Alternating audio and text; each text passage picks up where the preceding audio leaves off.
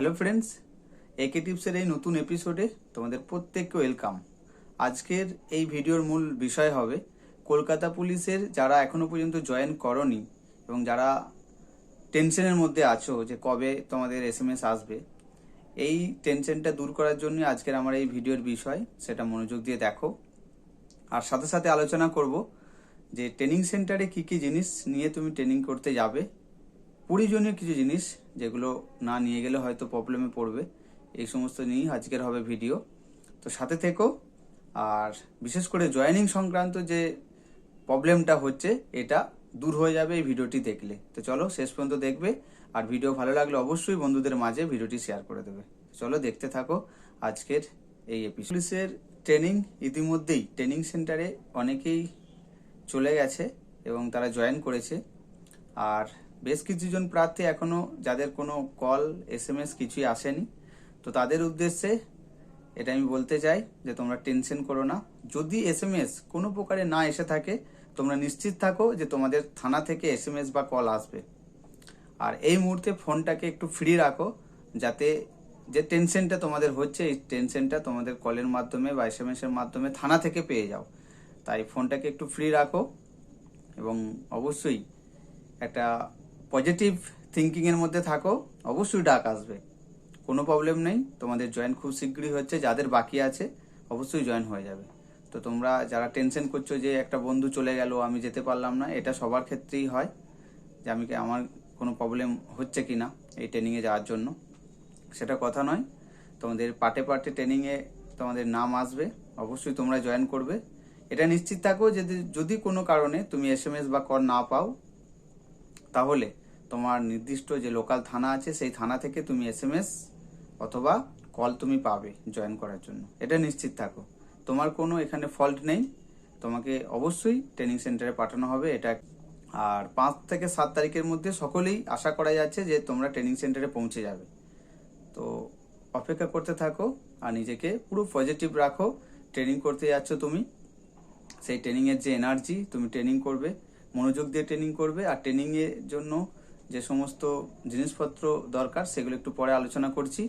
এখন তোমাদের এই এসএমএস সংক্রান্ত ব্যাপারটা একটু ঠিক করে নিই, পুরো ডিটেলসে একটু আলোচনা করি। যাদের এসএমএস এখনো আসেনি, যারা চিন্তিত আছো তোমাদের এই এসএমএস কোথা থেকে আসবে বা কি, যদি না আসে এটা জেনে রাখো যে তোমাদের 5 থেকে 7 তারিখের মধ্যে এসএমএস খুব তাড়াতাড়ি আসবে। আর যদি না আসে, থানা থেকে অবশ্যই তোমাদেরকে ফোন বা এসএমএস এর মাধ্যমে সমস্ত ডিটেলস বলা হবে। যাদের এসএমএস এসেছে তাদের ওই এসএমএস এর মধ্যে কি লেখা আছে একটু বলে নিই। তোমার নাম লেখা আছে, তোমার র্যাঙ্ক এবং তুমি কোথায় রিপোর্ট করবে সেই অ্যাড্রেসটুকু দেওয়া আছে।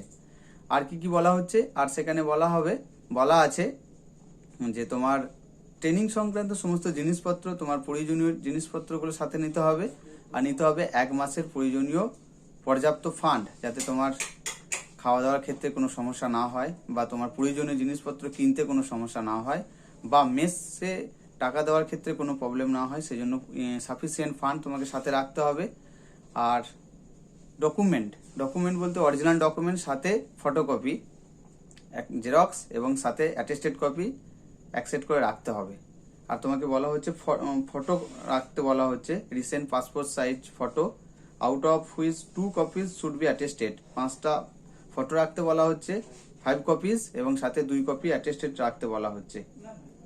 এই সমস্ত জিনিস তোমাকে সাথে রেখে নিয়ে তোমাকে সেই ট্রেনিং সেন্টারে জয়েন করতে বলা হচ্ছে। তোমার ট্রেনিং খুব সুন্দরভাবে তুমি করবে এই আশা রাখি। আর ট্রেনিংয়ে কি কি জিনিসপত্র নিয়ে যাবে এটা একটু শর্টে বলে নিচ্ছি। কলকাতা পুলিশের ট্রেনিং করতে যাচ্ছ, তোমাদের উদ্দেশ্যে আমার একটি মেসেজ, তোমরা শরীরকে সুস্থ রেখে ঠিক রেখে ট্রেনিং করবে। আর যতদিনই ট্রেনিং থাকুক না কেন, বেসিক ট্রেনিং 6 মাস কি 8 মাস কি 7 মাস, সেই নির্দিষ্ট টাইমের মধ্যেই তুমি পুরোপুরি ফিট থাকবে। আর এই পুরোপুরি ফিট থাকার জন্য তোমাকে নির্দিষ্ট পরিমাণে খাওয়া দাওয়া করতে হবে। ট্রেনিংয়ে যাওয়ার জন্য তোমাদের প্রয়োজনীয় কিছু জিনিসপত্র যেগুলো তোমাদের সাথে থাকা আমার মনে হয়েছে দরকার, সেগুলি তোমাদের বলছি, একটু দেখে নাও তোমার সাথে আছে কিনা।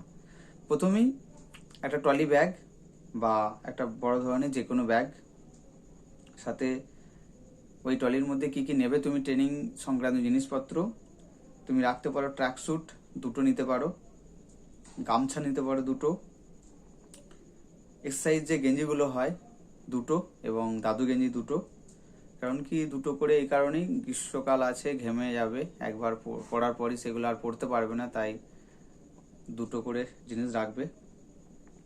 জিলেট গার্ড মানে শেভিং কিট এ কি কি রাখবে, জিলেট গার্ড রাখবে, সাথে রাখবে ক্রিম, আর রাখবে সাবান, শ্যাম্পু, তেল, ডেটল, সুদল, রাখতে পারো আন্ডারওয়্যার 4টে, হাফ প্যান্ট রাখবে 2টো, আর আয়না রাখতে হবে তোমাকে, ব্রাশ, কলগেট, থালা, বাটি, গ্লাস, শাড়ি অবশ্যই নিতে হবে, মশারি, আর জুতো নিতে হবে, শুজ এবং চপ্পল নিতে হবে, বেড কভার নেবে, বালিশ নেবে, একটা মগ নেবে, বালতি নেবে, আর নেবে সক্স, 3-4 জোড়া সক্স নিয়ে নেবে, আর জামা তোমার যে ইউনিফর্ম এই সমস্ত রাখার জন্য হ্যাঙ্গার নেবে, ক্লিপ নেবে, একটা রোপ নেবে যেটা তোমার দরকার হবে, গ্লুকন্ডি নেবে।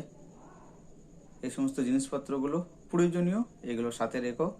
আর ড্রাই ফ্রুট অবশ্যই রাখবে, গ্লুকন্ডিও রাখতে হতে পারে, এটা নিয়ে নিও। এই সমস্ত জিনিসগুলো সাথে রেখো এবং নিজেকে সুস্থ রেখে ট্রেনিং কমপ্লিট করো।